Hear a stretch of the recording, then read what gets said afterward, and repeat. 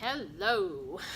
Today's workout, we're going to focus on the core, or even more directly on just building nice, strong abs to support the rest of the body through our heavy lifting procedure. So to warm it up and get ready, I just want you to come onto all fours and then just work through little bird dog. So just mindfully lifting, lengthening arm, opposite leg, feeling a nice stretch. Notice that the leg is not rising above hip level. You just want to push it out straight behind you, avoiding any extension in the back. Eyes just look a little bit forward on the floor. So if you're counting 1, 2, 3, 4, just go for 20 reps on that. And then from there, I want you to come down on your forearms. Send one leg back, connect into the quad, and the other one connect to your abs, and just hold here for nice strong planks. You want to squeeze your glutes, your quads, and draw your abs in from the sides, from the top, and from the bottom.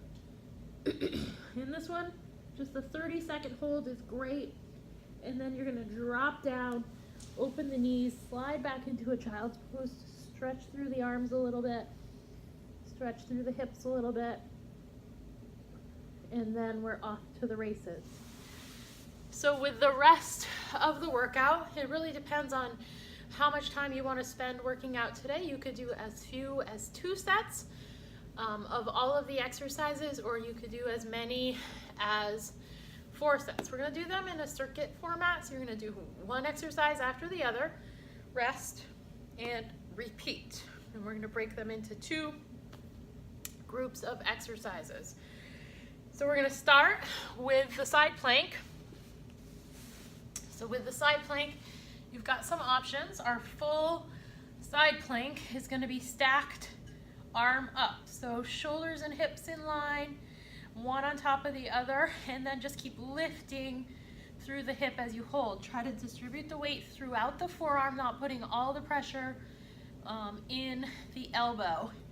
And I want you to try to hold it with really good form for 30 seconds and then flip over on the other side and do the same thing.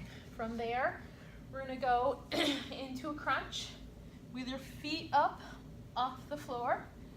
So when you have your feet up, we want your knees or your ankles straight out from your knees, and we want your knees over your hips.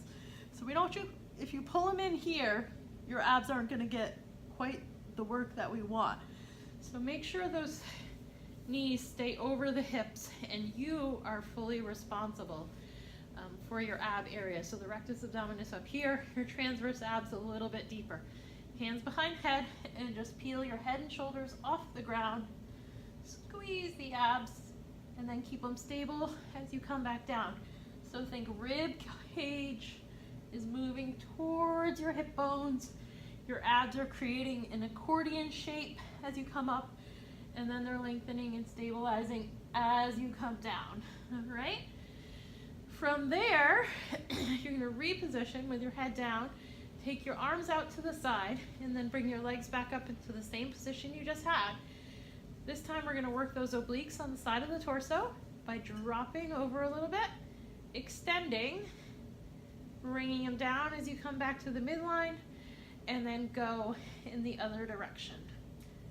Down and across, down and across. So your measure of range of motion is that you're able to keep that opposite side shoulder blade on the ground. So as I rotate to this side, I'm focusing on keeping the right shoulder blade down. If it starts to lift up, you know you've gone far enough. All right, so that is the first set of exercises. So as I said, with the side plank, you're going to go for 30 seconds. With the crunches, let's go for 15 crunches. And with that lower body twist that we were just doing, do a total of 16, which would be 8 to each side.